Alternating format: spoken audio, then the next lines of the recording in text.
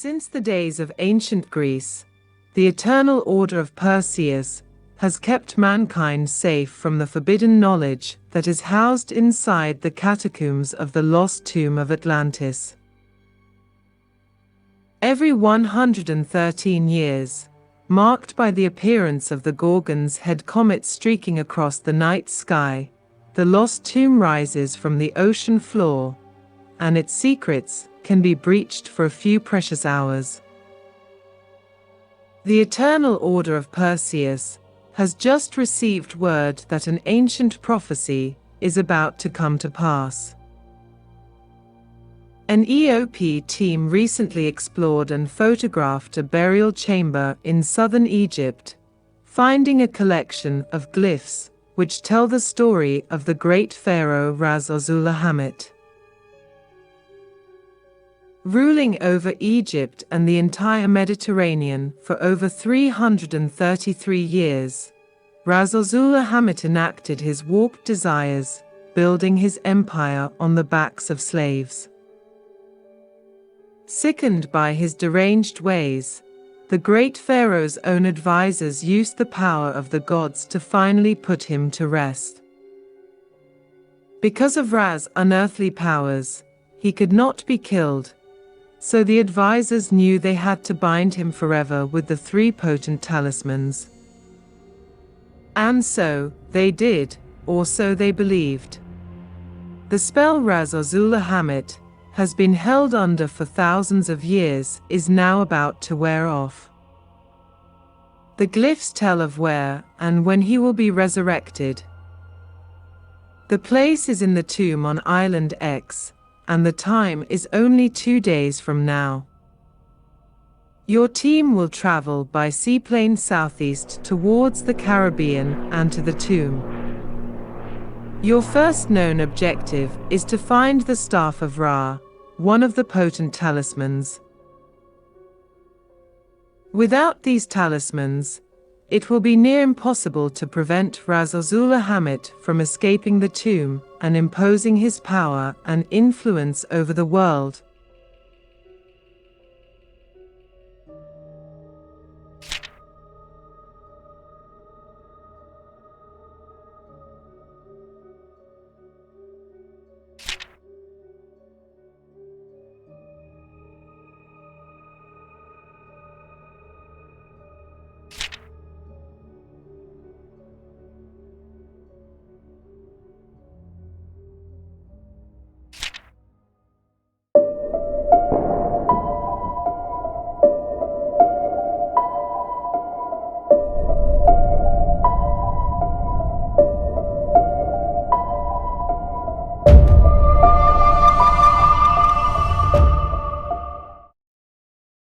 Hello everyone, this is Keith from the Solo Gamers Club, and welcome to my channel.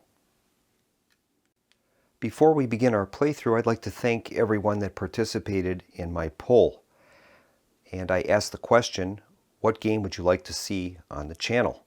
And I provided a list of 5 games, and these are games that have never appeared on the channel before. We had Secrets of the Lost Tomb, Nemo's War, Ghost Stories with all expansions, Nemesis, and Talisman with all expansions. And the results were pretty close on 2 games. Secrets of the Lost Tomb got 33%, Nemo's War got 15%, Ghost Stories got 10%, Nemesis got 27%, and finally Talisman had 15%. So we're going to be playing Secrets of the Lost Tomb today. Now this is going to be a blind playthrough of the game. I've never played the game before. I've read the rules twice to make sure I had a good grasp of them. And we're going to be playing the introductory scenario, the Pharaoh with the Blue Eyes. I purchased this game back in, I think it was 2017 or 2018. Miniature Market had a fantastic sale on this, and they were offering the base game for I think $35 at the time, so it was an absolute steal. But I've never opened the box until a couple of days ago, and I was really surprised at the value you get with this board game. I mean, the cards, the room tiles, and the character cards and overlays. It's just a really beautiful production. So we're going to begin with the Pharaoh with the Blue Eyes scenario, and we'll start with an introduction of the two characters that I'll be playing tonight. The first character is going to be our expedition leader, and that's Bianca Sinclair. She's going to begin with 2 audacity and a health of 12. Now she has 2 special abilities that are infinite. She can use those throughout the game. Her first one is Cat Burglar, and it says you always pass an evasion check, which is great. She's also a Trap Master, +3 to all trap checks. And as she has an action, by testing dexterity, she can remove 1 trap trigger token from a room for each success. So that's pretty good. She's going to begin though with a courage of -1, so we'll have to watch that. She begins the game with 2 companions. Her first one is Roger de Martin. He's going to provide +2 to combat checks versus the undead, and he has +2 for strength checks and a +1 for movement checks. And he has a recyclable ability.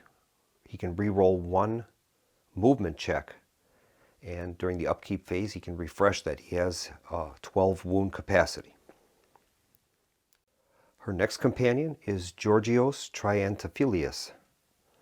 He is going to provide +3 to combat checks when using dexterity. And he begins the game with a pineapple grenade. Search the item deck and take the grenade item. He has a wound capacity of 15. She'll also start with a grappling hook and a .45 caliber 1911 pistol, which is going to provide her with a +3 to combat checks. Next is James T. Temple. He's going to begin the game with an audacity of 5 and a health track of 14. He has 2 special abilities. This first one is called Deadeye, and he can use that up to 3 times during the campaign. And it says he may combat a creature up to 3 rooms away. If the creature is not in the adjacent room, the creature does not do damage.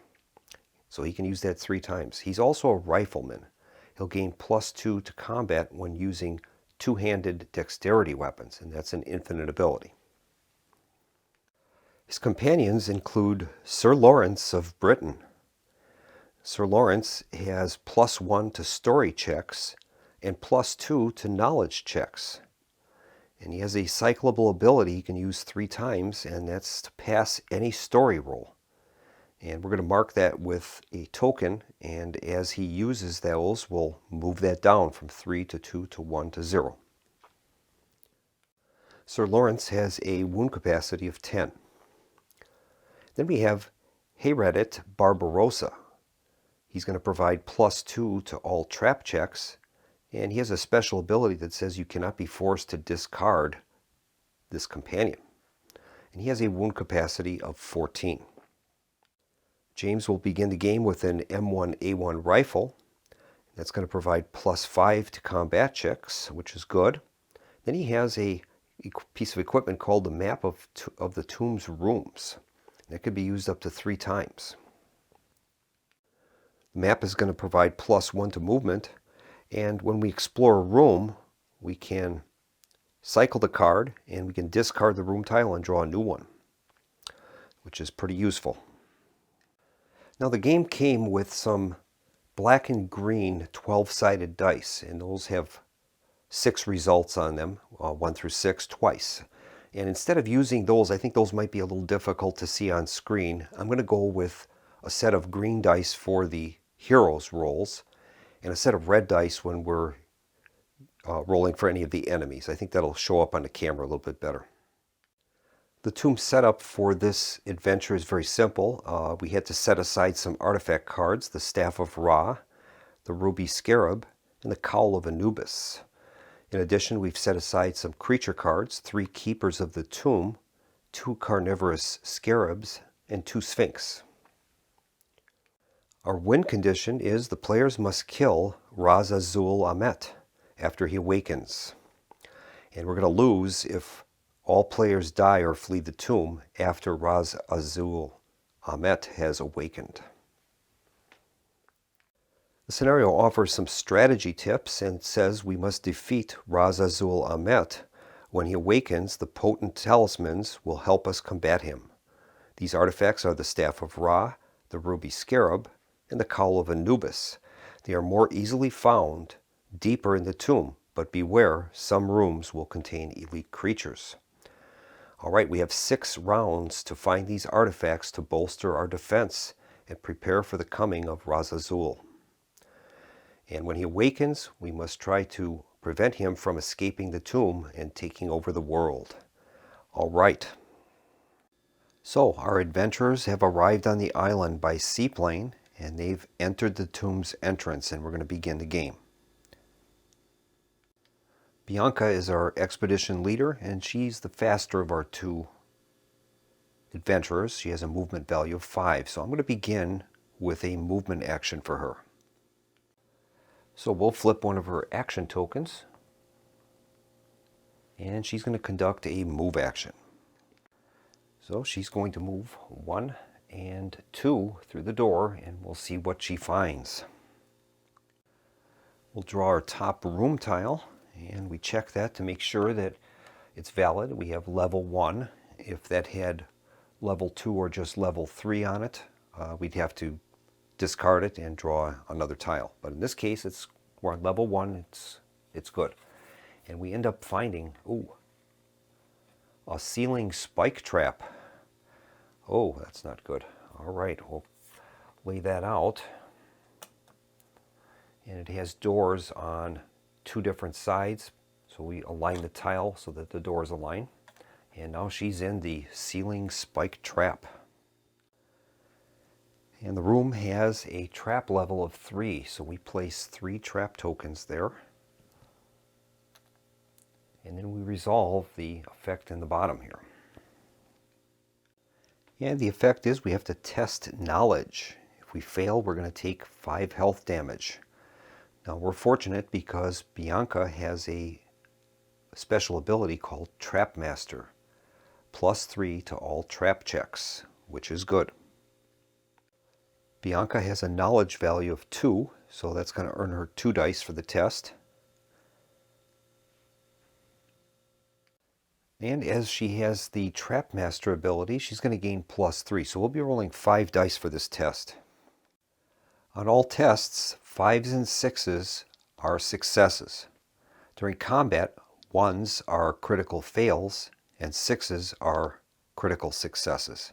But in this case, we're doing a trap test, so we'll be rolling the 5 dice, and we're looking for 5 or 6. And she failed. So we're going to need to take 5 health loss. We can either take it for Bianca, or she can apply it to one of her companions. I think what we'll do is I'm going to apply the damage to Georgios. So he's going to gain 5 wounds out of his 15 health. Now we had the option of using an audacity point, and that would have allowed Bianca to re-roll the entire check, but she only has 2 audacity to start with, and that's not so good at 2, so it would be even worse at 1. So we'll continue on with her turn. All right, Bianca has resolved a trap in that location, so we remove one of the trap tokens that are there. There's 2 remaining, and every time a adventurer moves into that room, they'll have to encounter that trap, and then after 3 of them have been resolved in that room, then the trap is basically non-functional. Now Bianca has a special ability called Trap Master, and that would allow her to take an action where she can use a dexterity check and remove a trap trigger token from the room for each success. So I think during her next turn we might have her do that. But right now it is James Temple's turn. All right, James is at the entrance, and I'm going to have him do a move action.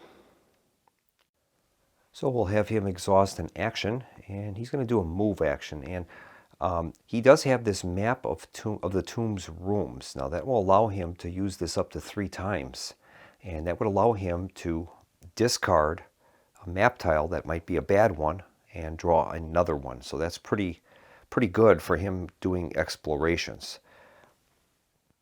And I think I'm going to have James move through this doorway and we'll find out what's there.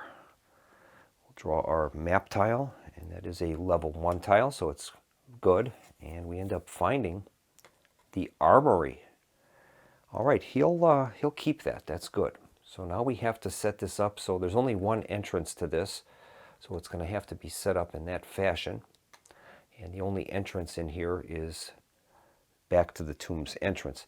Now, like in Bianca's location, there is a door symbol, but there's not a corresponding one that we can set up in the room. And we have to have the entrance door match up first. If there were other ones, then fine, but that one needs to match up first. Now, this is the armory. Now, the armory has an adventure symbol up in the corner, so we'll be eventually resolving an adventure, but we always begin by checking the bottom of the card and seeing what happens. And it says, search the treasure deck and take the first strength weapon. All right. We've searched the item deck, and the first strength item that we came across is the Bowie knife.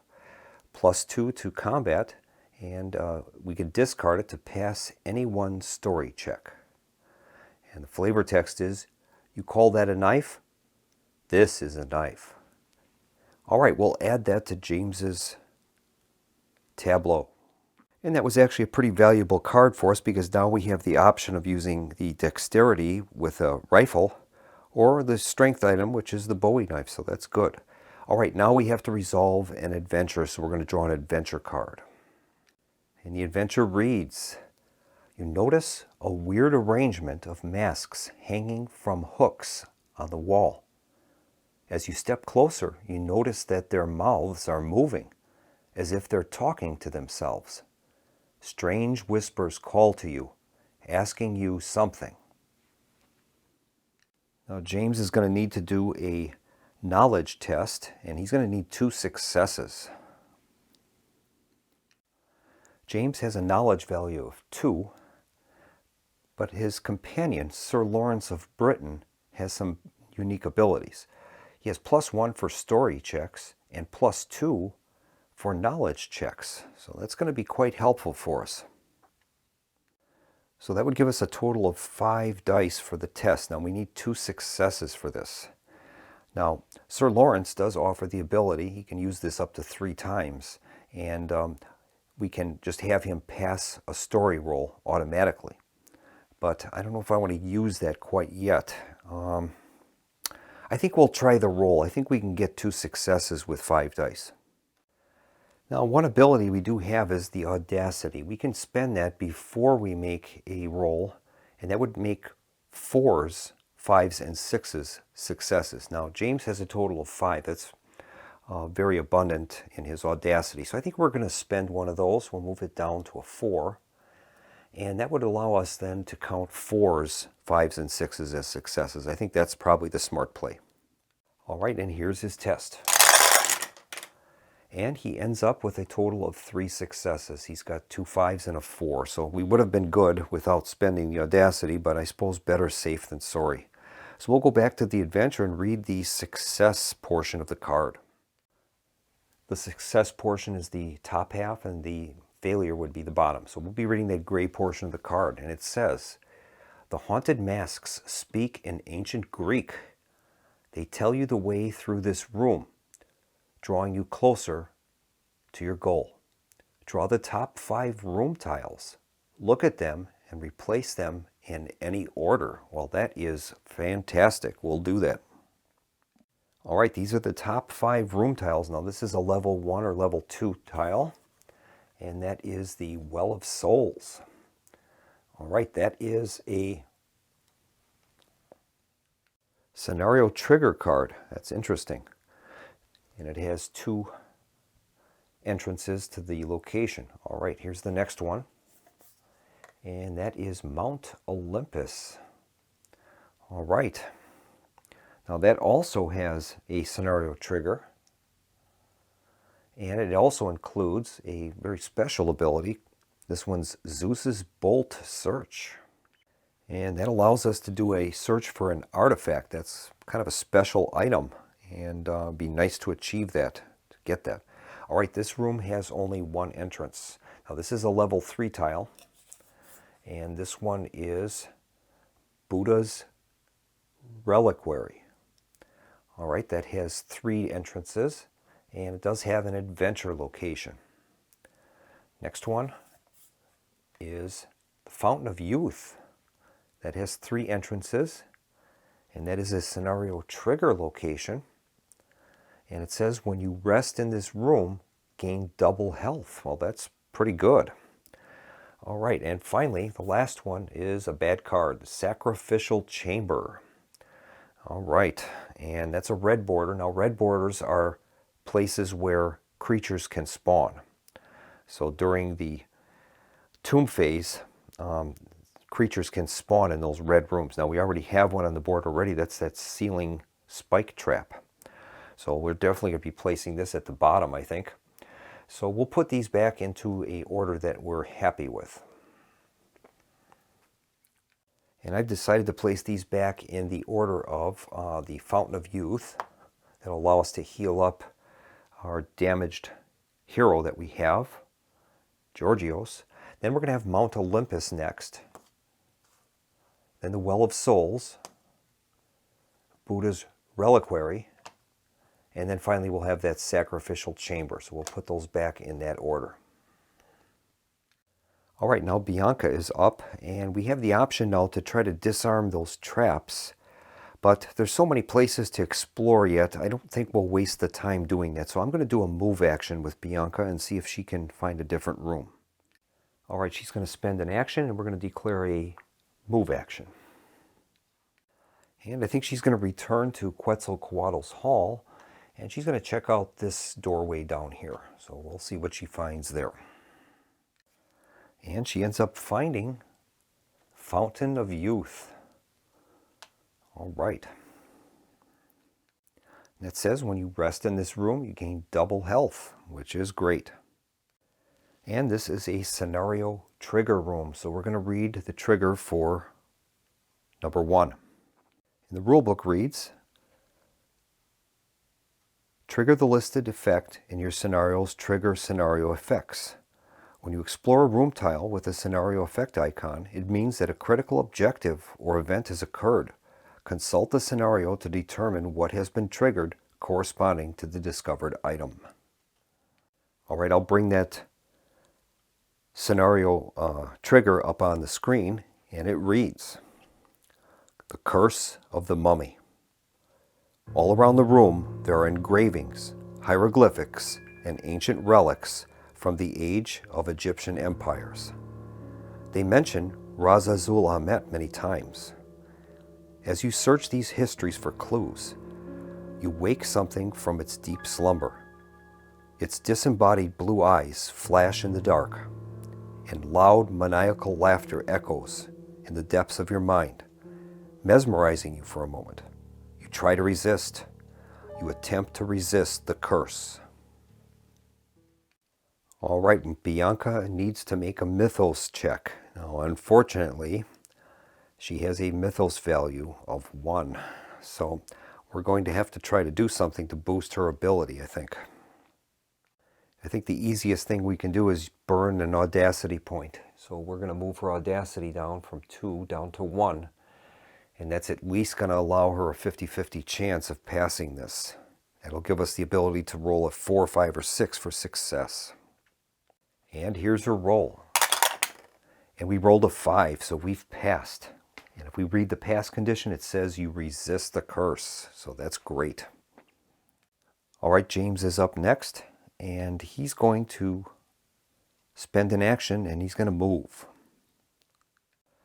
James will spend his second action, and we'll have him move. He has a movement value of 3. All right, James is going to use his 3 movement points. He's going to go return back to the tomb entrance, and he's going to look through this corridor and see what he finds. And we have a level 1 tile here, and that is Mount Olympus. All right, so he's entered that room. Now I have to align that room with the door, so we actually have to put that upside down, like so. All right. Now there's no special ability at the bottom. This is a level 1 scenario trigger. So once again, we're going to have to unleash the curse of the mummy. All right. And in Mount Olympus, there is a Zeus's bolt search, so we can look for that artifact in here. But first, we have to undergo the curse of the mummy. So James is going to have to make a mythos check. He has a value of 2. And I think to try to ensure that we pass this, he's going to spend an audacity point. And that will allow him to have 4s, 5s, and 6s be successes for the test. So he'll be rolling 2 dice for the check. I'm probably burning too much audacity this early in the game, but as this is the first playthrough, I'm not quite sure. I'm trying to be more cautious. All right, we'll make the roll and see if he passes the test. And unfortunately, he failed. He rolled a 1 and a 3. Well, as it stands now, we've failed the test, so we're going to be marked with the ancient Egyptian curse of Rhaz Azul. We're going to be gaining the curse of the tomb condition. Now we can spend another audacity to re-roll those dice. Unfortunately, the successes would only be on 5s and 6s at that point. I think we'll try it. I'm going to move his audacity down from 3 to 2, and we're going to re-roll those and hope for a 5 or 6. And he got it. He's got the 6. So that means we've resisted the curse, which is great. All right, Bianca is up next. Now, she does have a wounded hero, Georgios. He's got 5 wounds there. She would be able to spend an action and then use this ability. When you rest in this room, she can gain double the health value back. So that might be something we might want to consider. And I think she's going to do that. We're going to spend an action, and she's going to rest there. And that would allow her companions to rest. We can either choose her or the companions. So we're going to have Georgios. He's going to rest there, and that would allow him to get double the health back. Normally when you rest, you get 2. So this would get him a total of 4. So that will move his wounds down to only 1. So we'll replace that with a 1 marker. And that's kind of healed up her companion a little bit, and I think that's good. And next up is James Temple. Now, we do have the option to spend an action and attempt to search for this Zeus's bolt. But I want to stick to the scenario that we've got here. That's probably a very powerful item. I have no idea, no way to know that. I haven't seen it. But I think we're going to have him do a move action, and we're going to continue on with trying to acquire our scenario-related artifacts.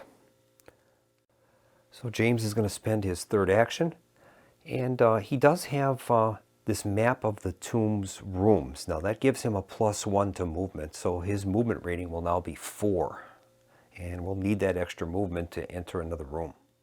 So James has got 4 movement points, and I think he's going to move back into the tomb's entrance, into Quetzalcoatl's hall, and then into Quetzalcoatl's descent, and then we're going to move him into this doorway to the north.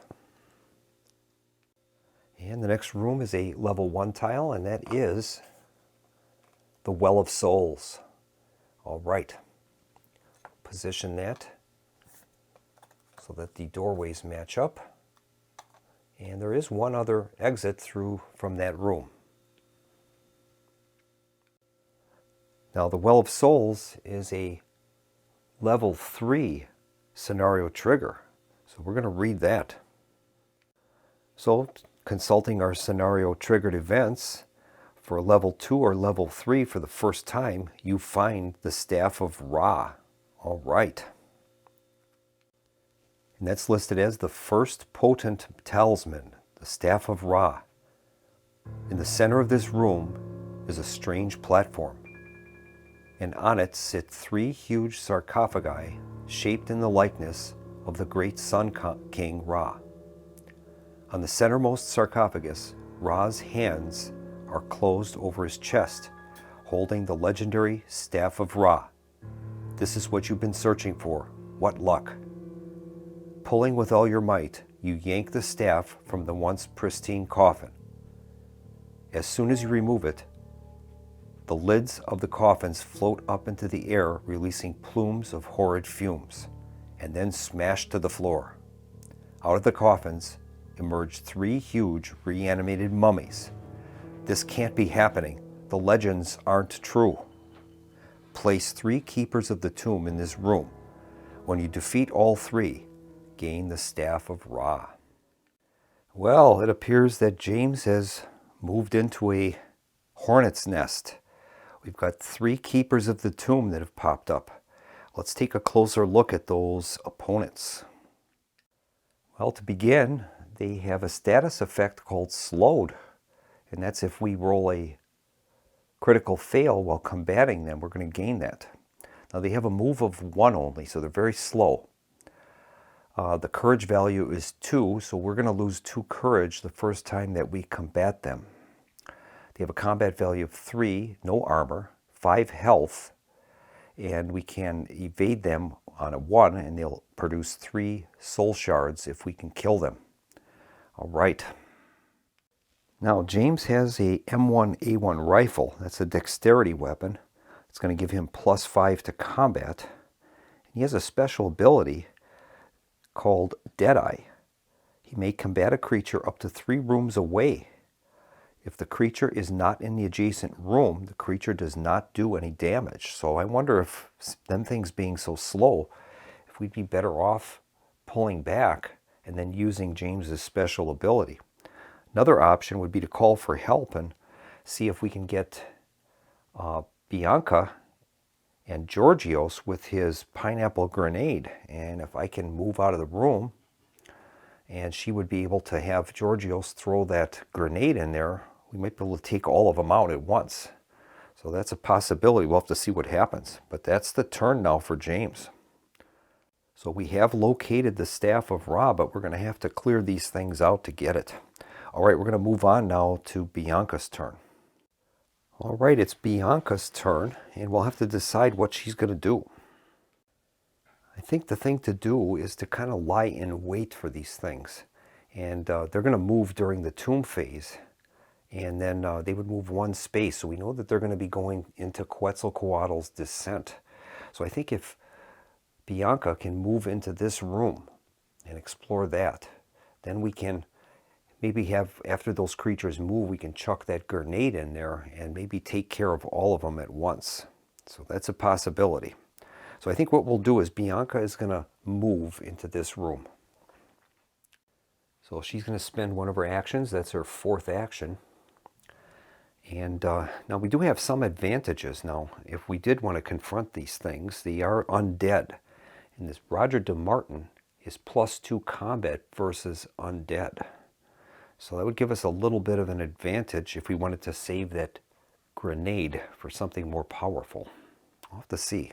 It's hard to tell by not playing the game before. I don't know what to do. So Bianca's going to move through that doorway. We'll see what happens here. Now this is a level 3 tile, so we won't be able to use that. That'll have to go into a discard pile. Next one is a level 1 tile. And that's that sacrificial chamber. And that doesn't have an access to the main corridor. We have to match that up so that the symbol connects to the door that she went through. So, that might not have been good. So she's in the sacrificial chamber. That sacrificial chamber is a red bordered tile, so that means that's a spawn location for creatures. And we also have a symbol up in the lower right hand corner, and that is a misadventure symbol. Rooms can either have adventure or misadventure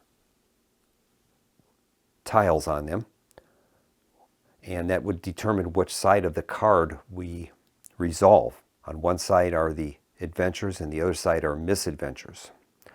Well, we're going to have to resolve one of those, so we'll draw a card and find out what it is.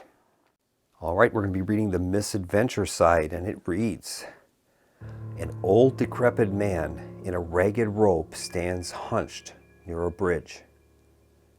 As if out of a dream, the man beckons to you toward him. 'Greetings,' he says. 'I have come from another plane to help you on your quest.'" And we have to test mythos.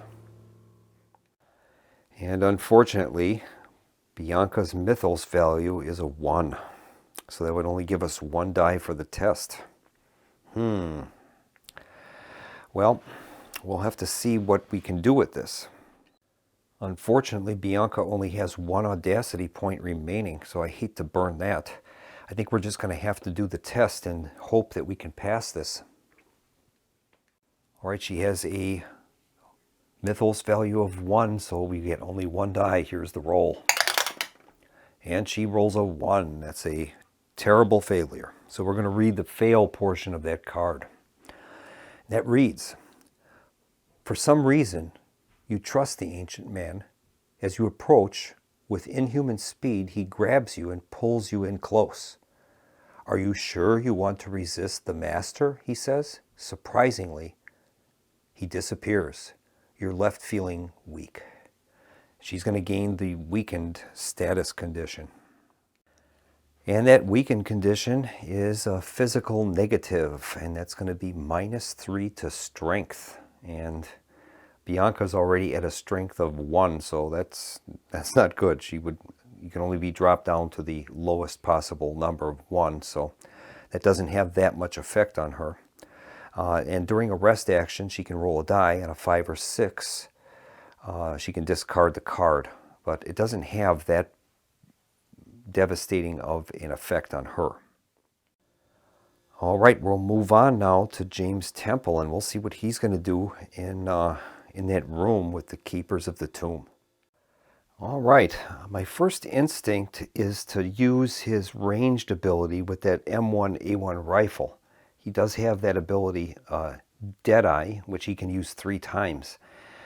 The problem with that is I would have to move, and then that would use up another action. And I know we've only got 6 clicks on that comet track, so I don't want to waste too much time. Maybe I can battle these things just head to head. I don't know.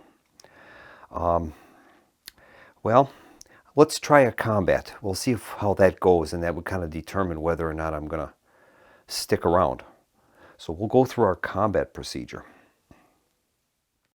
All right, our first step of combat is we have to lose the courage amount that's listed on the creature. The first time that you fight a creature, you lose that amount of courage. Now, the creature has 2 courage, so James is going to lose 2 points of courage.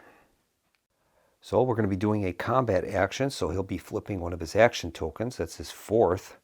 And now we have to move his courage down. He's currently at +1, so that's going to move him down to -1.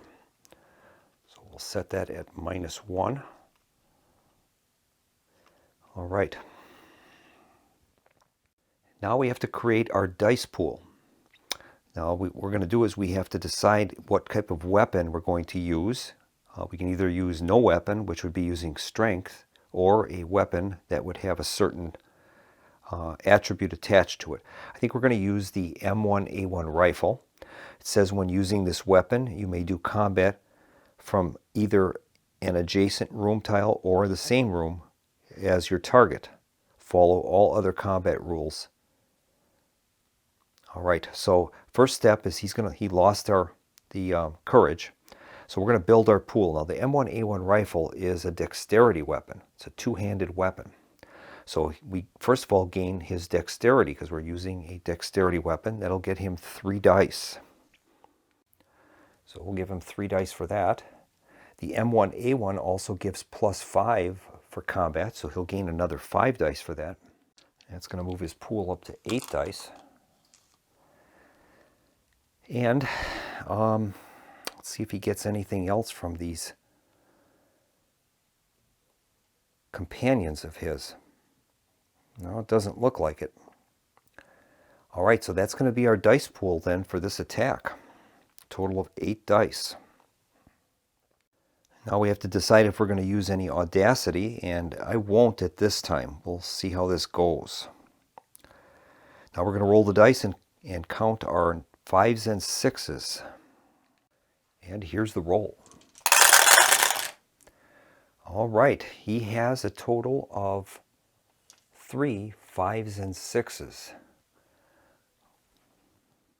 And we need to compare the number of successes we had with the creature's combat value. The creature has a combat value of 3. If the creature's combat rating exceeds your total successes, we would lose health equal to the difference. And we could prevent damage for any armor that we have. Then, for each point of armor, if any, the creature has, remove 1 success from your pool. Never remove 6s. They always hit, ignoring armor. All right, the creature has an armor value of 0, so none of those are going to get removed. Now we're going to deal the creature 1 damage for each success that remains after we take their armor into effect.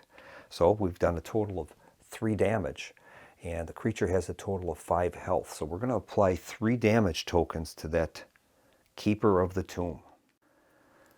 So we'll place 3 damage tokens next to that creature. And we've done a good dose of damage to him. That's the first combat, so at least I kind of know how that works now. Now, sometimes we're eligible for what they call an outnumber bonus. And the outnumber bonus would be the number of heroes that are in the room plus their companions subtracted from the number of monsters that are in the room. In this case, there's 3, and James had a total of himself plus his 2 companions, so he wouldn't have gained anything from that. But if Bianca moves into the room, her and her companions would count as a bonus. And I'm thinking now that maybe we should use that grenade when the opportunity rises. So I think what we'll do is I'm going to have Bianca move into Quetzalcoatl's descent. I'll have James move out, and then she's going to throw the grenade in there with the last action for the turn, and maybe we can take all of those things out in one fell swoop. I think that's what we'll do. So we're going to have Bianca do a movement action. All right, she's going to burn her 5th action, and that's going to be a move action. She has a total of 5 movement points, so we'll have her move 1, 2. Oh, did I mess that up? Yeah, I did. I should have had a door there for that Fountain of Youth. I'm going to have to change that over. This should have been this way.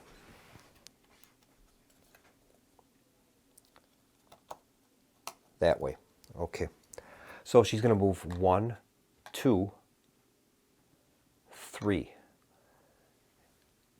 And then next turn she can throw that grenade in. Now if James is in the room when the grenade goes off, he's going to have to make a dexterity check. If he fails, he would lose 5 health. So we'll probably try to get him out of there, I think, with the next action. So James is up next, and he's going to do a move action, I think. James is going to spend his 5th action, and we'll make that a move action. And James is going to move, I think, 1, 2. And he would be able to use the rifle because it's does allow him to target either an adjacent room or the same room. So when those creatures move out, he would be able to use his rifle in the following turns. But I think we'll do that.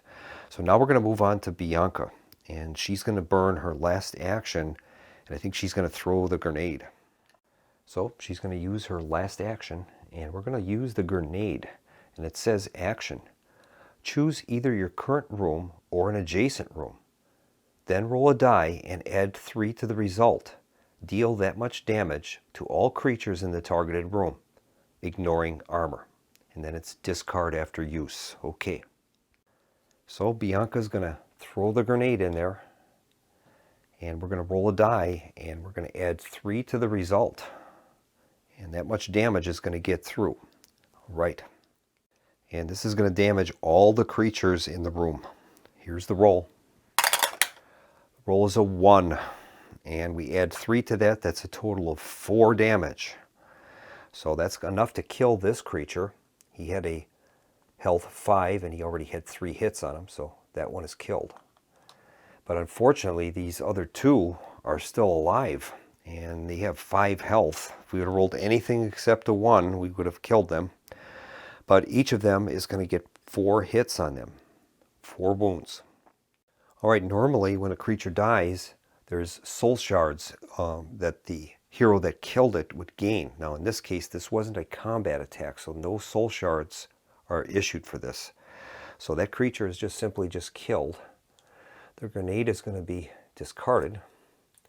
And we're going to place 4 wounds on each of the remaining keepers of the tomb. All right. Now, as this was not a combat, Bianca does not have to worry about the courage loss from those creatures yet.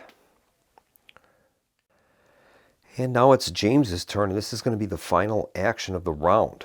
Now, he has that M1A1 rifle, and it says when using this weapon, you may do combat from either an adjacent room or the same room as your target.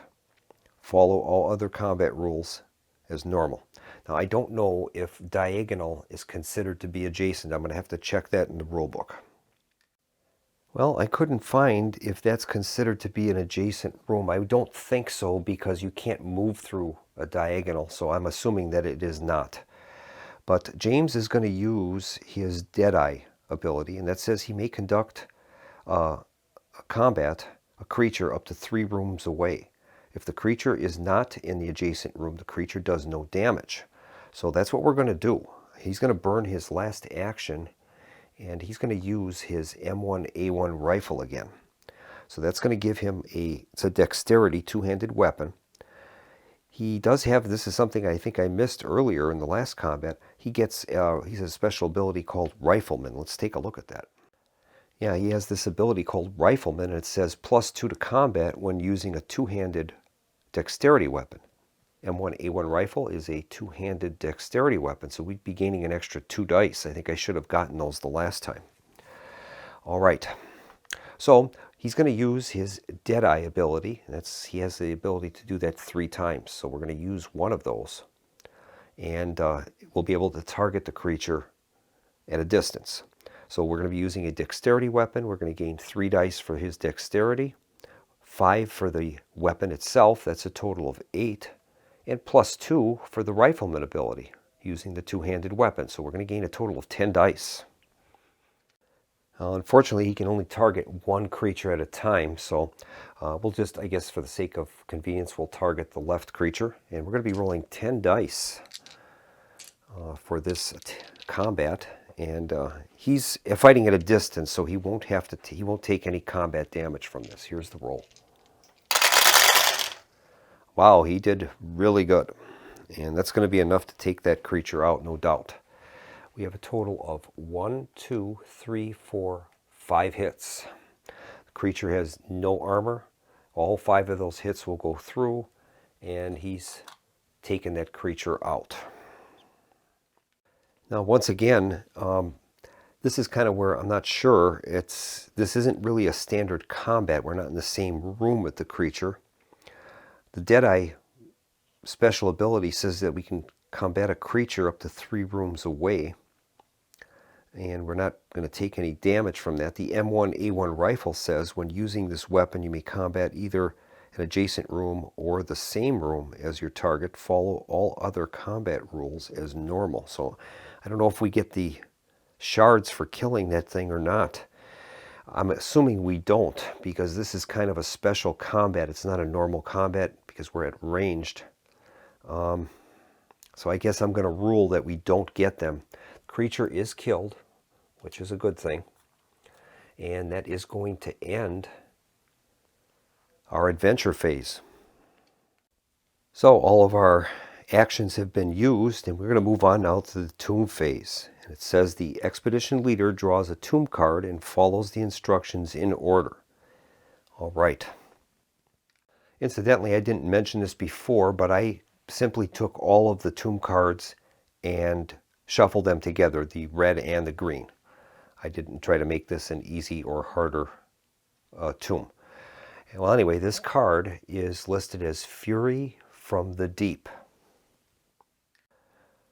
The tomb effect is the first player is going to lose 1 audacity. And that is going to be Bianca Sinclair. She's going to move down now to 0.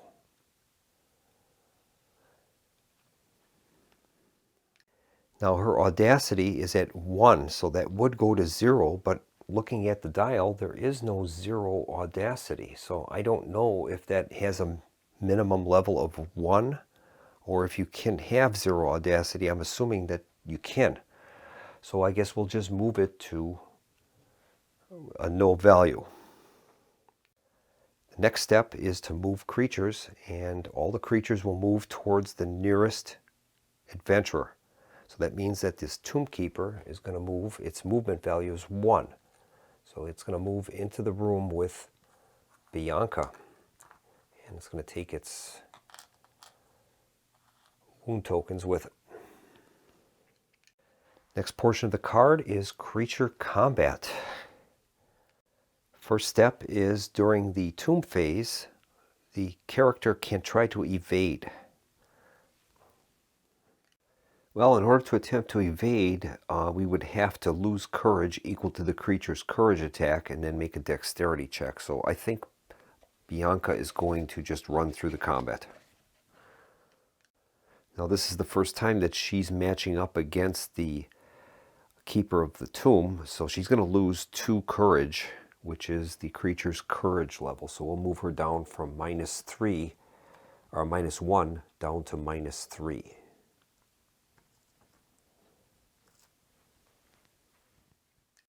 And next she's going to build her combat dice pool. Bianca's going to use her .45 caliber 1911 pistol. That'll be using dexterity. Her dexterity is a 4, so she's going to gain 4 dice for that. And the weapon itself gains +3, so she'll gain 3 dice for that. And Roger DeMartin is +2 combat versus undead, so she's going to gain 2 dice for that. And Georgios is +3 when checks combat checks using dexterity, so she'll gain another 3 for that. And then that card is going to be tipped, that we've used it. Now that's one thing I should point out is when you tip a card and that means that you've used it, it doesn't mean you can't use it again in a different action. It just means that this is going to have to be tested during the upkeep phase to see if it runs out of ammunition. But once you use an item, you tip it, and then you can use it the rest of the turn. It doesn't mean that it's a one-turn use, but it has to be checked for upkeep then at the end of the turn. One other thing I should point out is when this is the combat during a tomb phase, you don't get to add any modifiers for outnumber bonus. Like in this case, Bianca has 2 companions, so technically she would outnumber that creature 3 to 1, so she would gain +2 to the roll for her companions. But in this case, you don't get that when it's the combat phase during the tomb phase. All right, she's going to be rolling 12 dice, and we're looking for 5s and 6s. All right, this one is going to have to be re-rolled. She has a total of 3 hits, and then we're going to have to roll an extra one here. And that's a 2. Now, she did roll a critical fail. She's got 3 of those. So then what we do is we check the creature's card and we look to see if there are any critical fails there. And in this case, there is. it says that she's going to gain the slowed condition. So we're going to examine the number of hits she's got. She has a total of 3 hits. The creature's armor rating is 0, so all of those hits are going to come through, and she's going to kill the creature. It already had 4 damage before that, so this time she's going to gain 3 soul shards. So Bianca will gain 3 soul shards, and we can use those for various actions in the game.